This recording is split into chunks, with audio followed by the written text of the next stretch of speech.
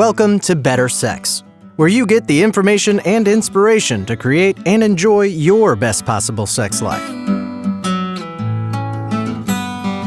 Join your host, sex therapist Jessa Zimmerman, as she brings you expert guests, helpful tips, knowledge, and strategies to improve your intimate relationships.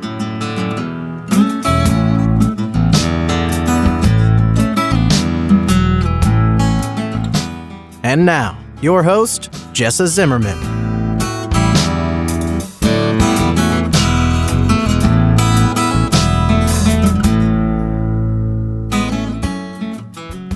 Hey, it's Jessa. Welcome back to another episode of the Better Sex Podcast. Thank you for joining me. Delighted that you're here spending the time listening to me on my soapbox again. This is another episode where I don't have a guest. I'm just going to talk about something that I talk about to clients all the time, so it makes me feel like I should stick it out there for the rest of the world to hear. We're talking today about desire discrepancy, which, may or may not be a term that you've heard. We use it in sex therapy, but it makes logical sense, right? This is where two different people want different amounts of sex. There's a discrepancy between your desire and mine. This is universal, it happens all the time, and it is a problem for a lot of people. I mean, most of the couples that I see in my practice are struggling with the discrepancy, often in addition to some other issues and concerns, but it's often a large part of where they're struggling emotionally and relationally with each other. And it doesn't need to be a struggle. Actually, nothing's broken. It's just that we tend to handle this poorly. Like, we don't understand that it's normal, and we don't understand how to approach our part of the dynamic to be constructive with our partner. So that is the topic today. So I'm so glad you're here. I hope you enjoyed the episode.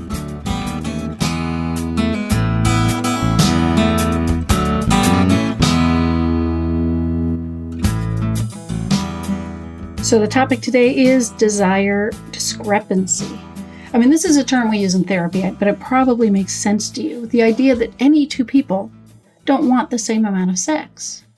This is a universal phenomenon in relationship, at least over time, right? Why would any two people want exactly the same amount of sex? Early in your relationship, maybe it felt like you did. Maybe it was easy and you both couldn't keep your hands off each other. It's possible, right? But over time, discrepancy shows up. Differences show up. And for different reasons. This isn't that somebody is lacking desire or that somebody's broken. It's natural for our desire to ebb and flow. It's harder once we get older. It's harder once we've been with the same person for a while. It's harder when stresses show up in our lives and we get busy with careers or children or other kinds of things that go on for us, right? So it's natural for this stratification to occur. If you think about it, you might have been, maybe you've had this experience, the higher desire partner in one relationship, but the lower in another. Maybe you've even switched roles within your relationship. Neither of these roles is like absolute. It's just in relationship to each other. That's why I say the higher desire and the lower desire partners, which is language I got from David Snarsh, actually. So this is a universal phenomenon in relationship. It's also a topic that 99% of the clients that I see in my practice bring up as an issue. So while everybody experiences it, that, it's not a problem by itself, but it can be experienced as a problem. And if it's often thought to be a problem for people that are struggling with sex in their relationship. So I want to talk to you a little bit about sort of how this works and how you can approach it differently with your partner so it is not a problem. Now, this is not going to get you where you both want the same amount of sex, because that's not the goal. That's not actually the problem.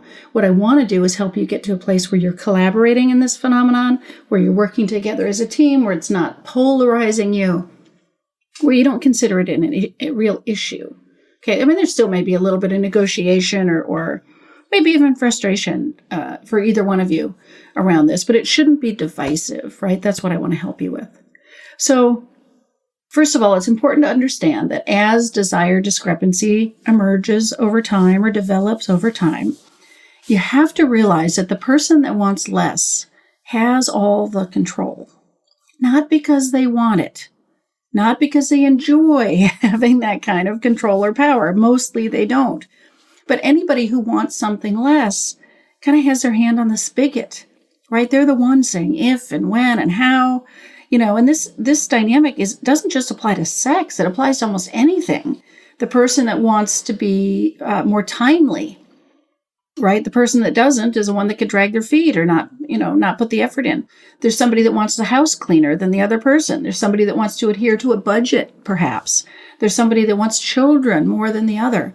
In all of these situations, the person who wants something less, who isn't valuing it as much or getting the same sort of payoff or, different language depending on what the topic is, I think, they have the control. So that is built in to the system. That is not because they are trying to be controlling or because they are, enjoying having this control over you. Okay, that's just fundamentally part of the system when somebody wants something more than somebody else. It's also possible, another thing, I guess, that's inherent in this situation is pressure. So when the person who wants something less typically feels a lot of pressure. They're aware that their partner wants this thing. Of course, it depends how much they want it, I suppose. But often, especially around sex, there's a lot of pressure in the system. And again, it's not because the person that wants more sex is trying to pressure you. Now, they may be, but even if they weren't, there's pressure in the system because you're aware of that discrepancy. So those two things are built in. And for a lot of people that get stuck in this, they're waiting for one or both of those things to go away before there's forward movement. And that's part of what gets you caught, because those are not going to go away. We have to proceed despite those things. The other thing I just sort of want to throw in there, and again, I learned this from David Snarsh and a lot of the training I've done with him, it's the idea that the lower desire partner for sex often controls not just the sex, but their partner's sense of adequacy. Let me say that again. They often control their partner's sense of adequacy because the person that wants more sex and isn't getting it is often giving over that control because they're taking it personally. They're making it about them as if they're not desirable, they're not attractive, they're not important. That's one of the traps I'm going to talk about in a minute. But because of that, all of a sudden, my sense of well-being and worth and value is determined by you and how you react to me and how much sex you want. So all of a sudden, the locus of control is in the lower desire partner. Now, that one is not inevitable. That one we want to shift. That's part of the problem that drives people further and further apart about sex. So more on that in just a moment. So when I talk to clients about this, I sort of like to talk first about the kinds of what I call the traps you fall into with desire discrepancy. Because again, the discrepancy by itself is totally normal. But if you're not handling it well, if you're not navigating your side of the coin very well, you fall into these traps and they divide you. They make this more difficult. They make this reactive. They make this more and more polarizing in your relationship. So let's look at these traps real quick. So for the person who wants less sex, you've got a few traps. The first one is giving into this sense of pressure. So you feel this pressure and it can stifle you. It can immobilize you. It can freak you out. You can say, I'm just not even to deal with this until the pressure is gone. You've got to take the pressure off of me. You should stop initiating. That doesn't actually stop the pressure. So, feeling frozen in the pressure is a trap. That's not going to be successful. Another huge trap for the lower desire partner is not understanding, identifying, or addressing the kinds of obstacles that you might have in sex with your partner. So I always start with the assumption that the person that wants less sex is reacting to real things. They have stuff in their way that is legitimate that we have to examine. Because I think for most people that are struggling with sex, they could have more desire than they have. It's not that they're broken. It's not that they should have as much as their partner. It's not that. I just think that there are obstacles for you in having as much access to desire for sex and for ease with this as you might have. So one of the traps is to not look for or understand or figure out how to fix these obstacles. Now, what do I mean by obstacles? I mean, you could have First of all, this idea that you control the sense of adequacy of your partner often means that the desire for sex from them starts to feel needy. It's about making them feel good about themselves. I've got to do this so you don't pout for the next week. That's a legitimate obstacle for you. So that's something to be talking about and working out with your partner. You might have issues with your sexual functioning or sexual pain or something like that, which would, of course, create an obstacle for you feeling really good about your sex life. There could be relationship dynamics between the two of you. Maybe you've got a lot of resentment, or there are power dynamics, or there's, a lot of fighting or bickering or something like that that's creating negativity. There can be work stress or life stress or health issues, or your children are getting into trouble or and innumerable things could be going on that could be blocking you from having experiences with sex that are free and easy and fun. So one of your traps is to just sort of sit where you are and not work to figure those out and work to navigate those with your partner. Okay. And maybe this bleeds into what I would call your next trap, which is resistance, which I would imagine is basically in fear. So whether you're resisting moving forward because of the pressure, or you're resisting having the difficult conversations you need to have to move these obstacles, or this whole thing is too scary and feels too fraught, you could totally believe you're broken or inadequate or something's wrong with you. That creates resistance. But whatever it is, it gets you stuck sitting in sort of in your comfort zone, only willing to do what you're willing to do and not willing to stretch, not willing to grow, not willing to sort of step out and try to meet your partner halfway. It's a really common thing to get stuck in. And often, like I said, it's behind fear and potentially just sort of not knowing what to do. That's often what, that's what gets people stuck. So that's the third trap. And then the last trap, again, for the lower desire partner, is pathologizing your partner.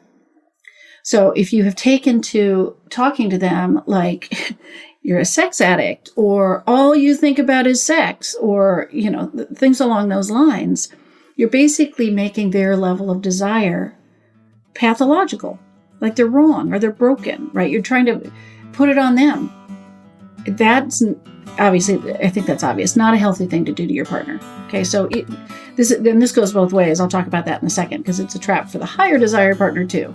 But if you find yourself villainizing your partner and their level of desire and interest in sex, that's a trap.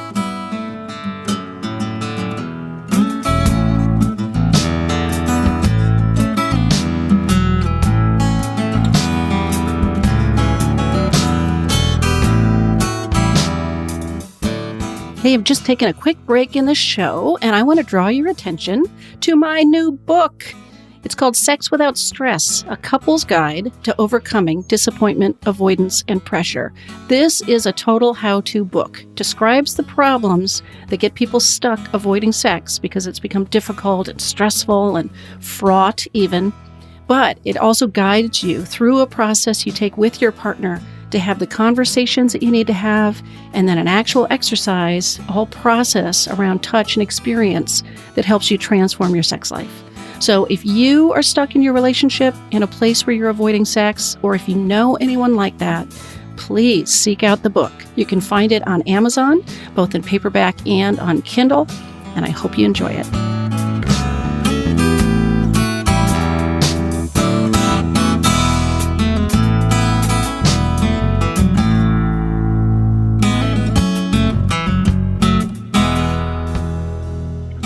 Okay, so the traps for the higher desire partner. Let's talk about that for a second. So for the person that wants more sex, your first trap is feeling controlled and resentful. Getting angry or feeling sort of stifled. And if you give into this feeling of controlled and you think your partner's trying to control you and that's driving this dynamic, that's not a helpful place to be. And that's one of the traps of a person in your position. The second one we sort of talked about already, which is this idea that your partner controls your sense of adequacy. So many people in your shoes who are struggling take this whole thing personally. They feel rejected. They feel like they're not important, desirable, attractive enough, as if their partner's level of desire is directly about you. That's a problem. Now, there could be things about you that are affecting your partner's level of desire. So when we talked about their obstacles, there can be things there, but we have to talk about those and fix those, figure out what we're going to do about those. But to a whole other side of this has absolutely nothing to do with you. People have different levels of desire. It's important that they're able to say no and pace themselves or whatever in your sex life. So when you take all of this personally, you are digging a much, much deeper hole. It is a trap for you to feel like you are superior or more evolved. And actually, let me lump this in with pathologizing your partner. I have them sort of in two different points, but they kind of go together. If you think you're the one that's sexually evolved and something is just repressed or broken or, unexplored in your partner, you're pathologizing them. And you're potentially not looking at your own limitations and your own challenges with sex. Just because you initiate sex or want sex more doesn't mean that you're totally comfortable with intimacy or expanding what you might be doing sexually or thinking about what really creates, great rewarding sex. So there can be limitations and challenges you have that you might hide behind this idea, well, I want sex, so it's easy for me, so I must be more evolved. So that's certainly a trap. And if you are blaming your partner, thinking they're broken, something's wrong with them, that they don't feel a sex drive, I should take them to therapy, or they should go to therapy so they fix this without understanding that it's systemic, that's also a trap. And the last trap, and again, this one is sort of co-created, but for the higher desire partner, it is a trap to start settling for really poor sex. So what do I mean by this? It's a trap for you if you're willing to have sex but your partner lies there and makes it clear they don't want to be doing it, or they're thinking about something else, or, can we just get this over really quickly? And you accept that because that's all you get, or I don't know when I'll get another chance to be sexual. This is I guess I'll say this is a trap for each of you, because the lower desire partner could be putting, I think of these as crumbs on the floor, spreading these crumbs on the floor, and then the higher desire partner is willing to get down there and eat them. And it sort of reinforces this idea that you don't actually care about a quality sexual experience. All you care about is getting off, potentially. Reinforces this idea that you can't tell good sex from bad if you're willing to have bad. And of course, your lower desire partner is offering you this bad sex. I'm using these sort of black and white terms, but I think you know what I mean. Those are traps of desire discrepancy. So I would imagine if this is a struggle in your relationship, you can already relate to some of this. Some of this makes a lot of sense. This describes the pattern that we are stuck in. This is why this is so unpleasant. None of this has to be the way it goes. So let's talk about the strategies to turn this around and handle this differently. Because believe me, you can have desire discrepancy and not have it be a problem. Okay, so there's different ways to handle your roles so you are not digging in and getting further and further apart and making this whole thing more and more fraught and negative. Okay, so again, let's start with the lower desire partner, the person that is not as interested in sex or doesn't want it as often. First step for you is to tolerate the pressure, to recognize that pressure is built into the system when there's a discrepancy and that there is no way to take it out. You've got to give up on this idea that somehow things can change, so all the pressure's off of you, so then you can finally initiate sex or finally feel some desire. That's not going to be how it works. Because even if your partner totally stops initiating sex, they're waiting for you. They still want it, right? Like this is, the pressure almost thickens. I mean, you might feel a little bit of pressure, release in the very, very beginning, but believe me, it builds back up. So the first step for you is just to acknowledge and accept that there is pressure in the system, and you're going to have to proceed anyway. Second step, or maybe these aren't steps, or it could all be simultaneous. So the second one, though, strategy is to identify and overcome whatever obstacles are in your way. So you need to be figuring out what you're reacting to in sex, what is going on for you in your relationship, in your sex life, that is making you pull back, that is that is making you less interested, that is making it difficult for you to feel desire, that is making it difficult for you to enjoy sex. Whether that is emotional, psychological, physical, relational, whatever, all of the above. There may be many, many things, but you have stuff that's in your way that makes sense. Okay, it's not just that you're broken or that something is wrong with you. There's stuff going on that needs to be talked about and addressed between the two of you. Now, for some of this, I guess I'd say you really might benefit from seeing a therapist to have some of these conversations and exploration. It's not required. It's just a good idea. I think if you find that there's a lot there, it's really hard to move through it. But we want to figure out what those obstacles are, talk about them, and come up with a collaborative plan that the two of you can do together. Like what needs to change on both sides of this for these obstacles to be out of the way. Okay. Third sort of idea about this is, and it ties to this a little bit, is for you to be an active part of the solution, an active part of creating a sex life that can be engaging for you. So not only do you have to be actively uncovering and fixing these obstacles, but you need to be an active part of uncovering and exploring the things that you would enjoy with sex. The physical touch of it, the emotional part, again, all of this. What would turn you on? What makes you feel connected? What makes you feel relaxed? It's your job to figure those out, not your partner's to somehow figure out how to seduce you or bring you on board. You're the one that needs to discover this stuff about yourself and then talk about it and bring it to the table. Now, I'm going to take just a slight little detour about something I've talked about before, I think, which is what I call reactive sex drive. Because a lot of people in the lower position role don't experience just sort of spontaneous, proactive interest in sex, at least not very often. But if things are right, if they get going, if they get the time and the touch that they need, and the relational kinds of things that they need, and their body starts to respond, and then they start to get turned on, it's like, oh, now I'm interested in sex. That's often part of what's going on for the lower desire partner. They have more sexual desire. It's just reactive. So again, it's so crucial that you wrap your mind around that concept and you take an active role in figuring out what that on-ramp can look like for you. It doesn't guarantee that you end up interested in sex every time, but you're trying to set the stage, and create these opportunities for your desire to emerge. And again, that is not your partner's job to figure out. It's your partner's job to be a willing participant with you, but it's your job to figure out what that on-ramp looks like or could look like for you. Not that you may have more than one, but how you are going to take a really active role in making sure sex could be as engaging for you as it possibly can. And then the last aspect or strategy is to stop pathologizing your partner, okay? Don't make them wrong for how much sex they want. Don't make them wrong for the kinds of things that turn them on or they find erotic. Don't villainize them as a way to sort of avoid fixing this together. All right, so what are the strategies for the higher desire partner? Okay, so let's start with letting go of resentment. Giving up this anger, this sense of scarcity or abandonment and having been controlled, and maybe your partner's been withholding from you, all this whole story that you may have developed in your head. Let that go.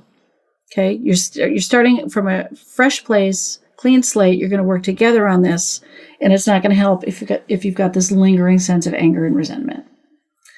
Now, the second one, stop taking this personally. I mean, that's easy for me to say, right? It's not just because I tell you that. I know you can't just stop on a dime, but I want you to wrap your head around this idea that your partner's level of interest in sex is not wrong or broken. So it means that you don't need to excuse it. There doesn't have to be something to blame. You don't have to take this personally.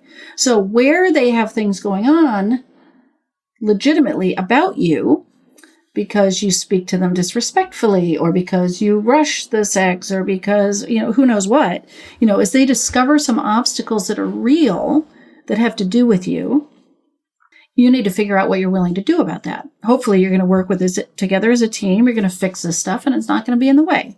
Then you don't need to take it personally. But for the stuff that's just about their innate level of interest in sex, or what they happen to find arousing, or how often they are actually interested in an orgasm, those kinds of things have nothing to do with you. So maybe it's just about self-talk and correcting that story, but to stop taking that personally and let that just be about their level of desire. That's going to go a long way to making sure that when you are sexual together, you're really just connecting in pleasure together. It's not about proving to you that you are important or desirable or sexy or attractive. That kind of sex just becomes less and less engaging and less palatable to your partner over time. So for you to figure out ways you're going to feel good about yourself and let go of this idea that your partner controls your adequacy is really, really important. Likewise, focus on you. Where might you have some limitations? Just because you've got more access to desire doesn't mean there isn't room for you to grow in your ability to be intimate, to be unguarded and be seen, to explore sexually, to really be thinking about what matters to your partner and how that might be challenging to you.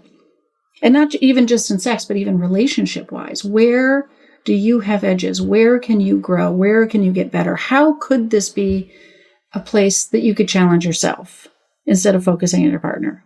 Okay. Another strategy is to stop settling for the crumbs. Advocate for good sex. It's important that you're talking about what you want, not all day, every day asking for sex, but continuing to advocate for something that's important to you that you know is important, which is a good sexual connection. So don't accept sex that's sort of not worth having. Set your standards a little bit higher without being, obstinate or blaming or judgmental, but just, hold out for what hits the bar, what's worth doing together. Advocate for that in a grounded, calm, kind, partner kind of way so that this is more approachable to them too. And then lastly, don't pathologize your partner. Okay, don't continue to make them feel like they're the problem, they're broken. If they could just fix their sex drive or the trauma they had or the way their parents raised them about sex, whatever it is, stop doing that. You focus on your side of the court, let them focus on theirs. There's plenty on both sides, believe me. So this is an overview. I'm going to attach actually in the show notes. I've got some write-ups about both of these, like a guide for each of you. So you'll have this sort of written down, but there's a lot here to transform. Okay. And I'm going to follow up with another episode later about an exercise you can use to totally transform this using these concepts. But if you can start to wrap your mind around these different ways to think about this dynamic and the different way you can interact in your role with each other, but even just the way you're thinking about this inside your own mind can make a big, big difference. And desire discrepancy does not need to be this huge divisive factor in your relationship.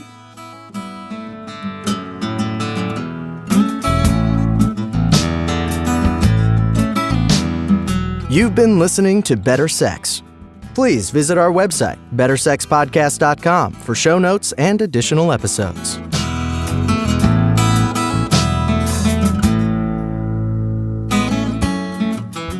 And that's a wrap for today. I really hope you enjoyed the episode. If you are enjoying the podcast, if some of this material resonates with you and you would like to make a difference and make sure that this keeps coming out in the world once a week, ongoing, there are a couple things you could do to show your appreciation. The first would be to go to iTunes and rate and review the show. That really helps us be found by new listeners when you review the show on iTunes. You can find a link at bettersexpodcast.com/iTunes. The other thing I want to invite you to consider is becoming a Patreon. For a small monthly pledge, you get some benefits. So for $2 a month, you get advance access to every single episode. For $5 a month, you get a chapter of my upcoming new book. And for $10 a month, I host quarterly get-to-know-you and question-and-answer chats over the web, and you get invited to that. I would love to have your membership in that, become part of the Better Sex family. You can find a link at bettersexpodcast.com/Patreon, which is Patreon. Again, thanks for listening. I'm glad you're here. Feel free to comment, ask questions, get in touch. I'd love to hear from listeners. Thanks.